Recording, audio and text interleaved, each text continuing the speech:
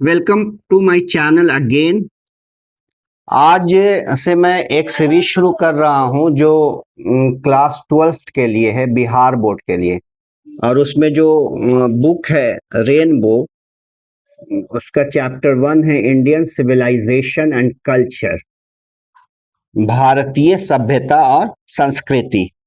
ये महात्मा गांधी का एक एसे है। आप सबको पता होगा कि महात्मा गांधी एक मैगजीन निकाला करते थे यंग इंडिया के नाम से, और उसमें उनके एसेस छपते रहते थे। उन्हीं एसेस में ये एक एसे है। महात्मा गांधी को हम सब जानते हैं। He was our father of nation. और उनकी हिस्ट्री में बताने नहीं जा रहा हूं, बल्कि आपको जो चैप्टर है वो बताऊंगा। तो हम शुरू करते हैं। महात्मा गांधी कहते हैं, I believe that the civilization India has evolve is not to be beaten in the world. Nothing can equal the seeds sown by our ancestors. Rome went, Greece shared the same fate. The might of the pharaohs was broken. Japan was westernized. Of China, nothing can be said, but India is still somehow or other sound at the foundation. The people of Europe learned their lessons from the writings of the men of Greece or Rome, which exist no longer in their former glory. In trying to learn from them, the Europeans imagine that they will avoid the mistakes of Greece and Rome. Such is their pitiable condition. इतना इस para में महात्मा गांधी कहते हैं, महात्मा गांधी अलग अलग civilisations और culture से भारत के कल्चर और सिविलाइजेशन को कंपेयर कर रहे हैं और कह रहे हैं कि तमाम सभ्यताएं खत्म हो गई, तमाम संस्कृति खत्म हो गई, खासकर जो खत्म नहीं हुई उसको वेस्टर्नाइज किया गया, लेकिन इंडियन सिविलाइजेशन और कल्चर बाकी है अपने असल फॉर्म में। तो आई बिलीव, मैं मानता हूं, that the civilization India has evolved, कि भारतीय सभ्यता विकसित हुई है, is not to be beaten in the world, और उसे दुनिया में कोई मात नहीं दे सकती है। जो कहने का मतलब यह है कि जिस तरह से इवॉल्व हुई है इंडियन सिविलाइजेशन, वो अनबिटेबल है। मतलब इसको कोई मात नहीं दे सकता, इसको कोई इन्फ्लुएंस नहीं कर सकता है। Nothing can equal the seed sown by our ancestors, है ना। इसकी तुलना जो हमारे एंसेस्टर, जो हमारे पूर्वजों ने जो बीज बोए, उसकी तुलना किसी से भी नहीं की जा सकती, उसकी बराबरी कोई नहीं कर सकता है। रोम वेंट, रोम रोमन एम्पायर के बारे में कह रहे हैं कि रोम चला गया, है ना, रोमन साम्राज्य खत्म हो गया। ग्रीस, ग्रीस का मतलब यूनानी, यूनानी सभ्यता थी, वो भी उसका भी वही हाल हुआ। शेयर द सेम फेट, मतलब जो रोम का हाल हुआ वही ग्रीस का हाल हुआ, यूनानी सभ्यता का हुआ। And the might of the pharaohs was broken. और यहाँ पे माइट, माइट का मतलब है ताकत। और फराओ, फराओ किसको कहते हैं? फिरौन को कहते हैं। आप लोगों ने सुना होगा फिरौन, वो मिस्र के राजाओं को फिरौन कहा जाता था, और इंग्लिश में उसको फराओ कहते हैं। तो फराओ की ताकत भी टूट गई। जापान हैज बिकम वेस्टर्नाइज्ड, और जापान का पूरा पश्चिमीकरण हो गया, मतलब कि उस पे अमेरिकन यूरोपियन सभ्यता का बहुत ज्यादा इन्फ्लुएंस हो गया। अब China nothing can be said, और चाइना के बारे में कुछ कहा नहीं जा सकता। बट इंडिया इज स्टिल, लेकिन इंडिया अब तक सम आउ और other sound at the foundation, लेकिन इंडिया की सभ्यता की जो बुनियाद है वो वैसे ही है और मजबूत है। The people of Europe learn their lessons from the writings of the men of Greece और Rome, which exist no longer in their former glory, है ना। यूरोप के लोग जो है वो ग्रीस और रोम के लोगों की जो लेखनी है उससे सबक लेते हैं, जो अब अपने पहले के जो उनकी पहले की ख्याति थी, पहले की जो ग्लोरी थी, ग्लोरी मीन्स ख्याति, तो पहले की जो ग्लोरी थी उस मुकाबले में अब वो नहीं रही। In trying to learn from them, the Europeans imagine that they will avoid the mistakes of Greece and Rome. Such is their pitiable condition. है ना? और इस तरह से सीख करके यूरोपियन कल्पना करते हैं कि वो ग्रीस और रोम की गलतियों को नजरअंदाज कर देंगे। अवॉइड, नजरअंदाज करना, mistakes of Greece and Rome. Such is their pitiable condition, ये उनकी दयनीय स्थिति है। पीटिएबल कंडीशन मीन्स दयनीय स्थिति, जिसपे दया की जा सके। तो देखिए इस पैरा में कुछ वर्ड्स हैं, जैसे इवॉल्व। इवॉल्व का मतलब होता है विकसित होना, है ना? तो इन वर्ड्स को आप याद कर लें। बिटेन, बिटेन का मतलब मात देना, हराना। उसके बाद फेट, फेट कहते हैं भाग को। यहाँ पे है ना fate, Greece share the same fate, कि ग्रीस का, यूनानियों का भी वही हुआ। यहाँ पे एक वर्ड है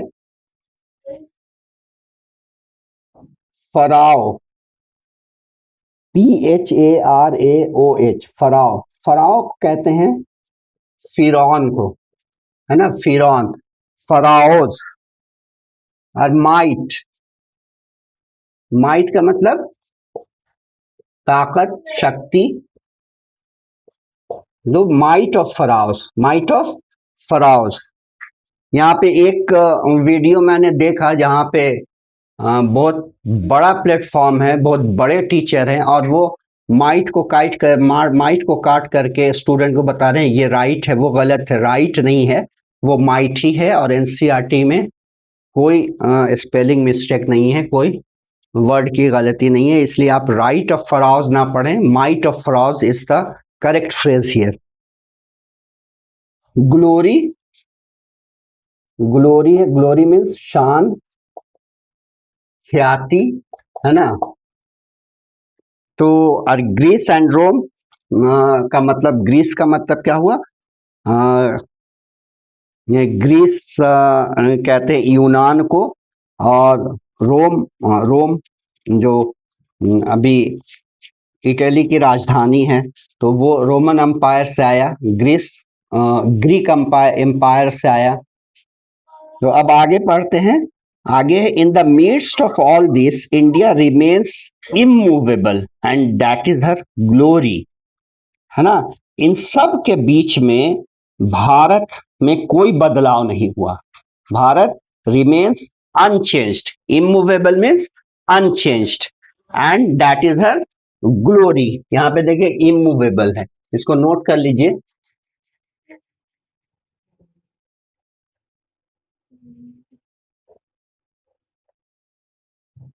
इमूवेबल, ये मूव से बड़ा है। मूव, मूव का होता है मूवेबल, और जिसको मूव ना किया जाए, जिसके स्टेटस को बदला ना जा सके, उसको कहते हैं इम मूव। यहां से ई हटा देना, ABLE लगा देना, इमूवेबल। तो it is a charge against India that her people are so uncivilized, ignorant, and stolid that is not possible to induce them to adopt any changes. ये ये जो लाइन है, बड़ा ये है, आप सुनते होंगे जब अभी से 40 साल 50 साल पहले जब देश आजाद हुआ था, तो हम अपने देश को सपेरों का देश कहा जाता था, जादूगरों का देश कहा जाता था, और हम लोगों को अनसिविलाइज्ड कहा जाता था।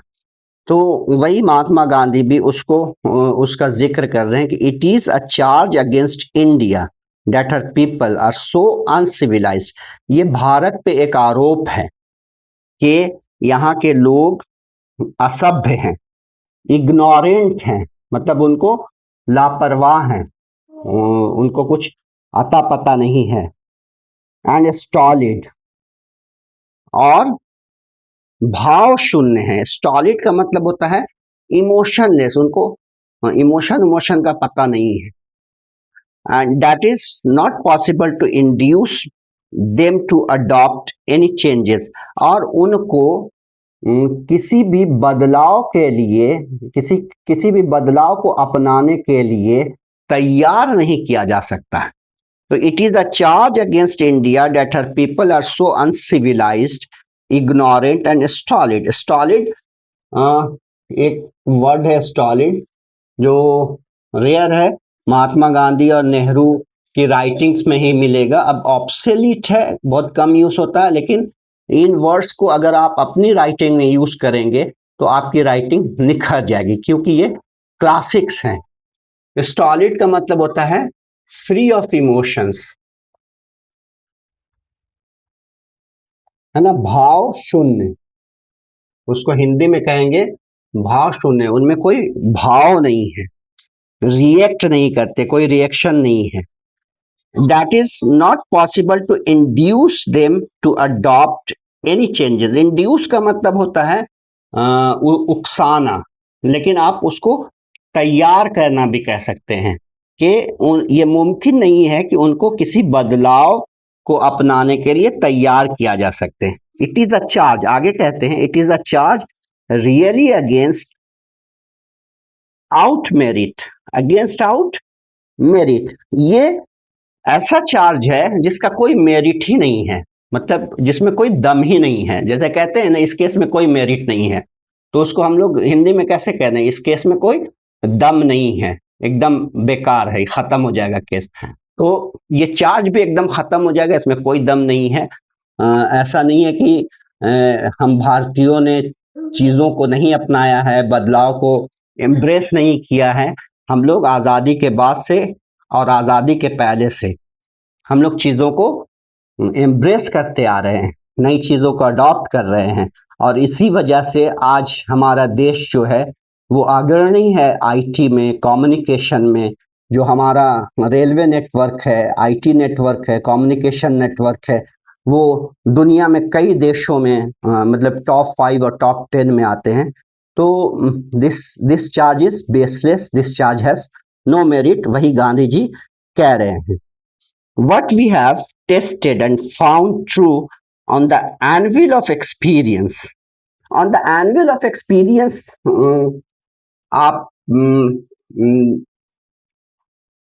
याद रखिए, है ना, ऑन द एनविल, ये एक बहुत अच्छा फ्रेज है, on the anvil of experience. देखिए, जब आप गांधी जी, नेहरू जी, टैगोर जी के एसेस को पढ़ेंगे और उनकी राइटिंग्स को पढ़ेंगे, तो आपकी राइटिंग्स भी इम्प्रूव होगी, है ना, आप भी अच्छी लिखेंगे। और इन इन फ्रेजेस को, इन वर्ड्स को अगर आप अपनी राइटिंग में शामिल करेंगे, डे टू डे राइटिंग में शामिल करेंगे, day to day spoken English में, कन्वर्सेशनल इंग्लिश में शामिल करेंगे, तो आपके इंग्लिश में चार चांद लगेगी। तो on the anvil of experience मतलब हम अपने अनुभव के दम पे कह सकते हैं कि what we have tested and found true on the anvil of experience, मतलब अपने अनुभव के आधार पर हमने जो टेस्ट किया है, जो जांचा है और जो पाया है, we dare not change, we dare not change. हमें बदलने की जरूरत भी नहीं है और हमें बदलने की हिम्मत भी नहीं होती है। गांधी जी का कहने का मतलब है कि बदला उससे जाता है जो खराब हो, है ना। हमारी संस्कृति में जब खराबी होती तब हम बदलते हैं। तो why should we adopt any change when we have no weakness or no loopholes in our culture and civilization. Many thrust their advice upon India. Many thrust their advice upon India and she remains steady. देखिए यहाँ पे बहुत अच्छा sentence है, many thrust their advice upon India. Thrust का मतलब होता है थोपना। थ्रस्ट का मतलब क्या होता है? थोपना। थ्रस्ट अपॉन मतलब थोपना। तो बहुत सारे लोग भारत पे अपनी सलाह थोपते हैं, अपने अपने अपने सुझाव थोपते हैं। And she remains steady. अब यहाँ पे शी का यूज हुआ है इंडिया के लिए। कंट्री के लिए हम हमेशा शी और हर का यूज करते हैं। उसकी वजह यह है कि इंडिया मातृभूमि है, माँ है ना। तो जितने भी देश हैं उसके लिए हम लोग शी और हर का यूज करते हैं, फीमेल जेंडर का यूज, फेमिनाइन का यूज करते हैं, याद रखिए। और ये जो शी आया, शी रिमेन्स स्टडी, लेकिन वो स्टडी है, मतलब वो जैसे है वैसे ही है, स्थिर है। स्टडी मीन्स स्थिर है। दिस इज हर ब्यूटी, और यही उसकी खूबसूरती है। It is the sheet anchor of our hope, and it is the sheet anchor. देखिए यहाँ पे शीट एंकर बहुत बढ़िया है। Sheet anchor of our hope, है ना। शीट एंकर, शीट एंकर कहते हैं जिस चीज पे कोई चीज टिका हुआ हो, है ना। तो ये इसी पे हमारी उम्मीद टिकी हुई है, इसी पे हमारी उम्मीद टिकी हुई है। यही इसका सौंदर्य है, यही हमारी उम्मीद का अवलंबन है। अवलंबन उसको हिंदी में, लेकिन हिंदी समझने से अच्छा है कि आप इंग्लिश समझिए, ताकि आपको समझ में आ जाए। क्योंकि अगर क्लेस्ट हिंदी भी आप जानेंगे तो फिर वो इंग्लिश से ज्यादा डिफिकल्ट हो जाएगा। तो शीट एंकर कहते हैं जिसपे कोई चीज टिकी हो, जैसे sheet anchor of our hope, हमारी उम्मीद टिकी है। तो ये सेकंड पैरा था। अब आते हैं थर्ड पैरा। तो इसमें दो तीन फ्रेज, दो फ्रेज बहुत अच्छा है। एक है on the anvil of experience, on the anvil of experience, उसको याद रखिए। और sheet anchor of our hope, है ना। It is the sheet anchor of our hope. जैसे द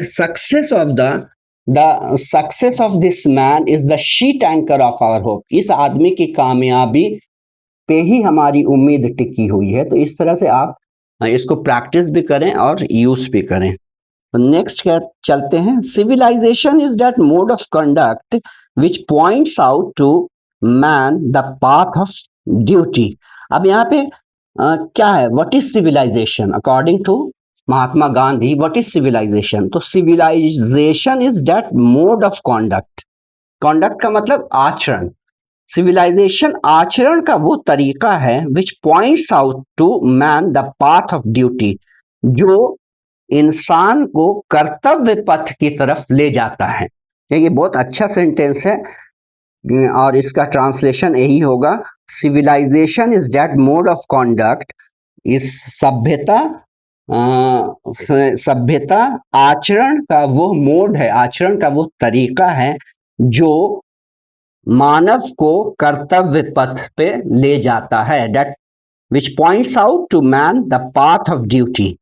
गांधी जी की राइटिंग कमाल थी, है ना। गांधी जब लिखते थे, गांधी जी के लेटर्स आप पढ़ेंगे, और जो गांधी और नेहरू में संवाद होते थे, गांधी और सुभाष में संवाद होते थे, वो अंग्रेजी में ही ज्यादा होते थे। गांधी और टैगोर जो संवाद करते थे, तो अगर आप लोगों को कहीं पे उनके लेटर्स मिले तो वो पढ़िए, शानदार थे।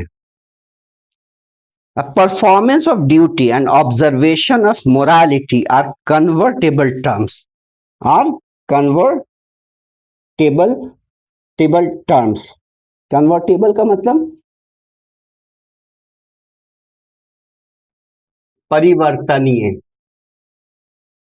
परिवर्तनीय, है ना। तो ये कह रहे हैं कि परफॉर्मेंस ऑफ ड्यूटी मतलब कर्तव्य का निष्पादन, कर्तव्य का करना, फर्ज की अदायगी, और ऑब्जर्वेशन ऑफ मोरालिटी, और नैतिकता की देख रेख, नैतिकता को ऑब्जर्व करना, ये कन्वर्टेबल टर्म्स है। To observe morality is to attain mastery over our minds and our passions, है ना। मोरालिटी का जो आचरण करना को, मोरालिटी का जो आचरण करना है, वो माइंड्स पे और पैशंस पे, माइंड्स का मस्तिष्क और जुनून पे हुकूमत करना है, उस पे रूल करना है। So doing we know our self, so doing we know our self, the Gujarati equivalent for civilisation means good conduct. अब इसमें कह रहे हैं कि सिविलाइजेशन का गुजराती में, गुजराती भाषा में अच्छा आचरण, इसका मतलब होता है अच्छा आचरण, है ना, सदाचार जिसको कह सकते हैं हम, सदाचार। तो एक बार ट्रांसलेशन हम समझा देते हैं। Civilisation is that mode of conduct which points out the man, which points out to man the path of duty, है ना। सभ्यता आचरण का वो मोड है, आचरण का वो तरीका है जो मानव को कर्तव्य पथ की तरफ ले जाता है। Performance of duty and observance of morality are convertible terms. कर्तव्य का पालन तथा नैतिकतापूर्ण आचरण परिवर्तनीय टर्म्स हैं। टर्म्स का मतलब टर्मिनोलॉजी, शब्द हैं। To observe morality is to attain, attain का मतलब क्या होता है, अचीव, है ना। अटेन का मतलब अचीव, हासिल करना। तो to observe morality is to attain mastery. Morality क्या, ऑब्जर्वेंस का मतलब क्या हुआ, कह रहे हैं कि उसका मतलब है to attain mastery over minds, over our minds and our passions, है ना। नैतिकता का आचरण करना अपने मन एवं आवेगों, आवेग का मतलब जोश, आवेग ठेठ हिंदी है, आवेगों का स्वामित्व प्राप्त करना है, मतलब उस पे काबू पाना है। जैसे अपने इमोशंस पे काबू पाना है, अपने माइंड्स पे काबू पाना है। तो मोरालिटी ऑब्जर्वेंस का मतलब गांधी जी के नजर में ये था। So doing we know our self, ऐसा करके हम खुद को जानते हैं, ऐसा करके हमें आत्मबोध होता है। The Gujarati equivalent for civilisation means good conduct, good conduct में अच्छे आचरण, सदाचार जिसको हिंदी में कहते हैं। तो सिविलाइजेशन का गुजराती अर्थ सदाचार होता है। अब नेक्स्ट पैरा में चलते हैं। We notice that the mind is a restless bird, the more it gets the more it wants and still remains unsatisfied. अब what is the mind? देखिए, इसको अच्छे से अगर पढ़ेंगे तो हर जो टर्म है यहाँ पे यूज किया उसको गांधी जी बड़े अच्छे से एक्सप्लेन कर रहे हैं। जैसे इससे पहले में उन्होंने एक्सप्लेन किया सिविलाइजेशन, सिविलाइजेशन क्या है, मोड ऑफ कंडक्ट है जो पाथ ऑफ ड्यूटी पे आदमी को ले जाता है। अब यहाँ कह रहे हैं कि if this definition be correct, then India, as so many writers have shown, has nothing to learn from anybody else, and this is as it should be. अगर ये परिभाषा सही है तो भारत को, जैसा कि कई लेखकों ने स्पष्ट किया है, अन्य किसी से कुछ सीखने की जरूरत नहीं है और ये ऐसा ही है जैसा कि होना चाहिए। मतलब भारत के लोगों का सदाचार में, शिष्टाचार में तो कोई मुकाबला ही नहीं है। जहाँ पे लोग हैंडशेक कर रहे थे, यहाँ पे लोग बड़ों की इज्जत कर रहे थे, बड़े लोग बड़ों बड़ों का ये कर रहे थे। यूरोप में उस वक्त भी फैमिली जो है, फैमिली स्ट्रक्चर बिल्कुल ना के बराबर था, लेकिन यहाँ दादा दादा की सेवा पोता कर रहे थे उस वक्त भी। तो जो हम लोगों के पास था, जो इंडियन सिविलाइजेशन में था, बड़ों का आदर, छोटों से प्यार, फैमिली पूरा, पारिवारिक संरचना, पड़ोसियों का ख्याल, वो यूरोप अमेरिका में आज भी नहीं है, पहले भी नहीं था। तो अगर ऐसा है तो फिर हमको बदलने की क्या जरूरत है। तो वही कह रहे हैं कि if this definition be correct, then India, as so many writers have shown, has nothing to learn from anybody else, and this is as it should be. अगर ये परिभाषा करेक्ट है तो अच्छा है, जैसा कि बहुत सारे लेखकों ने लिखा भी है और ऐसा ही होना चाहिए जैसा है। We notice that the mind is a restless bird. अब कह रहे हैं कि व्हाट इज द माइंड ना, तो वी नोटिस दैट, हम देखते हैं कि माइंड एक रेस्टलेस बर्ड है, बेचैन परिंदा है, बेचैन पक्षी है। The more it gets the more it wants, ये बहुत अच्छा सेंटेंस है। The more and the more, है ना, the more it gets the more it wants, जितना इसे मिलता है उससे ज्यादा ये चाहता है। एंड स्टिल रिमेन्स सेटिस्फाइड, और वो सब मिलने के बाद जो उसकी चाहत है वो अनसेटिस्फाइड ही रहता है, वो असंतुष्ट ही रहता है। The more we indulge in our passions, और हम जितना अपने पैशंस में, अपने जुनून में, अपने जोश में इंडल्ज होते हैं। इंडल्ज का मतलब इंगेज, है ना, जितना उसमें हम उलझते हैं, जितना इंगेज होते हैं, the more unbridled they become. Unbridled is a good word. Unbridled, unbridled का मतलब बेकाबू, है ना। तो जितना हम अपने पैशन में इंडल्ज होते हैं, इंडल्ज का मतलब इंगेज, तो जितना हम अपनी इच्छाओं में लिप्त होते हैं उतना ज्यादा हम बेकाबू हो जाते हैं। जैसे एक आदमी को 1 करोड़ मिल गया तो वो 2 करोड़ की लालसा करता है, अगर उसको 5 करोड़ मिल गया तो वो 10 करोड़ की चाहत करता है। तो यही है मतलब कि हम और ज्यादा, अगर इसको शॉर्ट में कहें तो हम और ज्यादा लालची हो जाते हैं। Our ancestors therefore set a limit to our indulgences, हाँ, हमारे पूर्वजों ने इसीलिए हमारी संलिप्तता को, हमारी लिप्तता को, हमारे इन्वॉल्वमेंट को लिमिट किया है, उसके लिए एक सीमा बरकरार किया है। दे सॉ दैट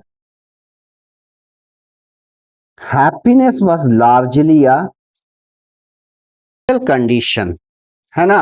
उन्होंने समझा, उन्होंने देखा कि खुशी जो है वो एक मेंटल कंडीशन है, एक मेंटल कंडीशन है, एक मानसिक स्थिति है, एक स्थिति है। अब नेक्स्ट वीडियो में हम इसी को कंटिन्यू करेंगे, 4-5 और पैराग्राफ्स हैं, उसके बाद हम क्वेश्चन आंसर बोर्ड पे कराएंगे। तो आप नेक्स्ट वीडियो का इंतजार करेंगे, 1-2 रोज में फिर हम इसको अच्छे से प्रिपेयर करके फिर शॉर्ट क्वेश्चंस, लॉन्ग क्वेश्चंस करवाएंगे। तो मैं बोलूंगा या बोर्ड पर लिख दूंगा तो आप नोट कर लेना। Thank you very much for watching.